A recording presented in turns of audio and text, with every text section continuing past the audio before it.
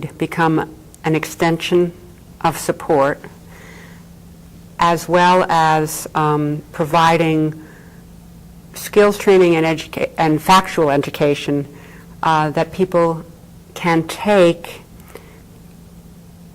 as they need it. So if someone comes in very, very lacking in knowledge, there will be a lot of factual information that may or may not be something they need right at that moment.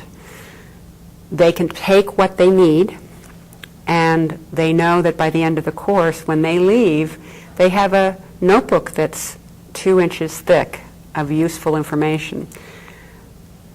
We see families and consumers go through a transformation during our classes, so that in general, those people who take our classes say that they feel more in control of their situation.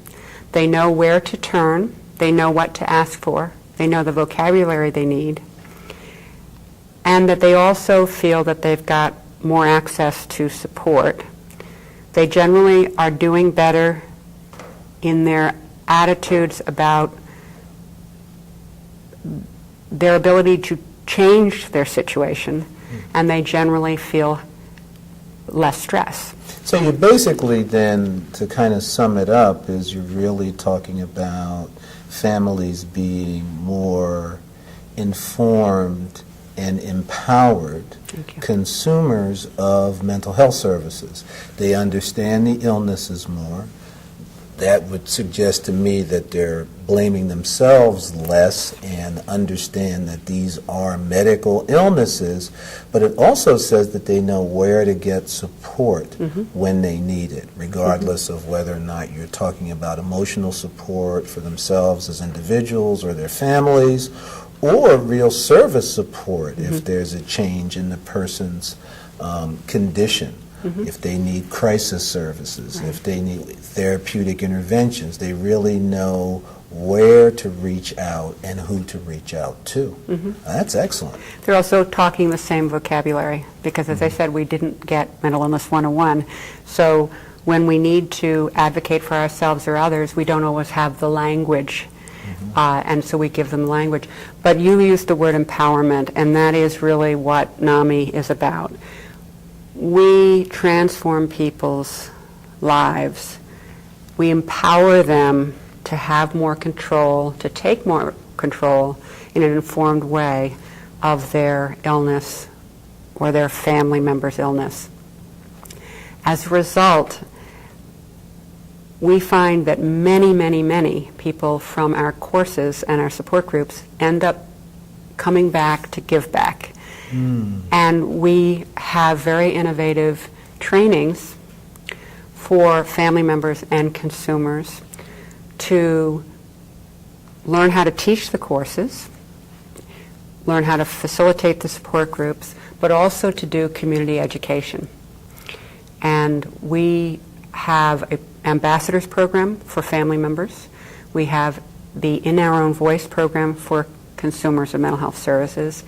And we actually train our stakeholders to do the public education, the police education, the faith community education, to get back out there and to start reducing the stigma and creating a community conversation. But you're also saying, I mean, it's a volunteer organization, so you're really training future volunteers to do the work. So in that way, it really broadens the impact of all of your activities. Now, you talked about the police. Can you talk a little bit about what kinds of things you're doing with the police department? Because one of the things that happens, as we know, is that police are often the first responders if there is a psychiatric crisis or a behavioral emergency. People call the police because the police come. And yet the other thing that I firmly believe is that the police don't get the kind of training and education they need in terms of effective ways of handling people. who are in a crisis. So can you talk about what NAMI's doing in this regard? Well, NAMI nationally has been on the forefront of police and other criminal justice staff education. We locally have been involved for more than 15 years in both Baltimore County and Baltimore City in advocating for the kind of training that police officers need when they first come on a scene to help them interact with both the family and the person with the illness. This is one of the only illnesses where, by law in Maryland, a person who is being taken into the hospital to be evaluated is required to be escorted by police in handcuffs. And that's unfortunate. The fact is also that quite often police are called because there is a crisis and there is behavior that requires that kind of an evaluation and intervention. Police officers need very, very core basic education on how to recognize and de-escalate the behaviors that might come with a mental illness.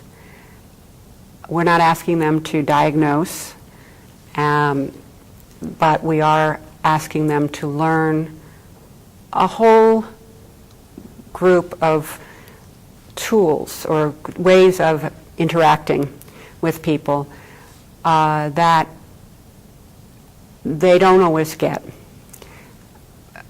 They are public safety officers and they must come in to every call with an assumption that there may be some violence.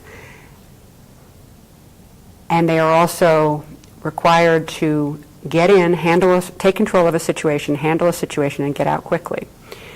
What we have worked with Baltimore County and Baltimore City Police Department on are trainings that help the patrol officers who are called to recognize the issue, to pull out that bag of tricks, to communicate and possibly de-escalate someone.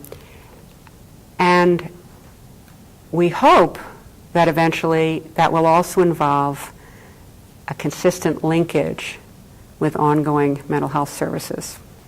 So the idea and the goal for police training then is to have them use words and verbal de-escalation techniques rather than coming in and using physical force. Physical force should basically be a last resort for somebody who's really out of control. And one of the things that we know just from, good crisis intervention work is that often if you have a certain set of skills, you can really verbally get people under control. Mm-hmm. So that's the goal. And the fact is that most police officers come into the work with the hope that they will be able to help people.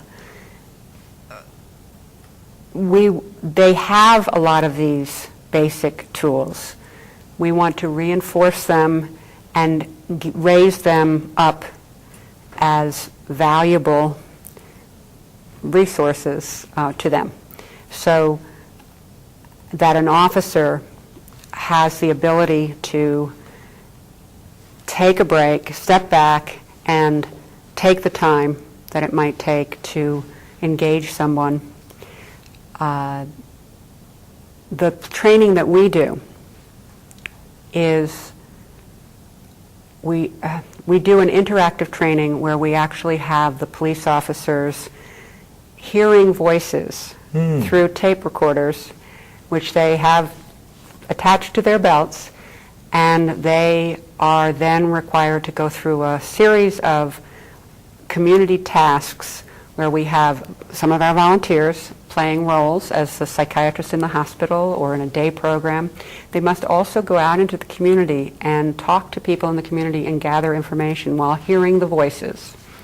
And then they come back and we talk about what did it feel like, how did it impact them, and how would they, knowing what they now know, how would they engage someone with a mental illness in a different way?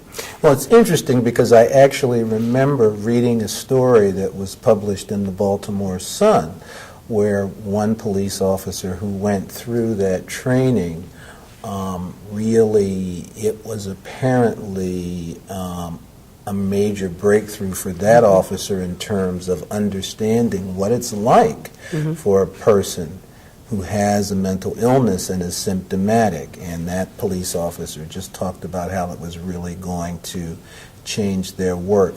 Now, we have very little time left, but I wondered if you could just talk very briefly about what you're doing with the faith community. Well, again, we have a lot of people who have come to us to get help, and they are members of many faith communities in the Baltimore area. We provide them with resource materials that they can give to their faith community. We offer speakers to come in and talk about to the congregation, to a group of priests or ministers or rabbis, and we even have suggested inserts for the church newsletter and suggested resource materials for their congregation. Okay. If our viewers want to get in touch with you or your organization for additional information, how might they do that? Okay. Our phone number is 410-435-2600. We have a very small staff and some volunteers who answer it, and we do return our phone calls. We can also be reached by email at namimetrobaltimore@yahoo.com. Okay. I did want to add that we have a website that is extremely useful, and our national website is www.nami.org. You can reach our local website through that website or directly at www.nami.org/sites/NAMI Metro Baltimore. Well, I want to thank you, Kate, and thank you for the work that you do and the important work that your organization does. And I want to thank our viewing audience for tuning in to us again. And remember, if you or someone that you know needs help with a mental health crisis, you can contact Baltimore Crisis Response Incorporated 24 hours a day at 410-752-2272. And remember, your mental health matters to us. Thank you.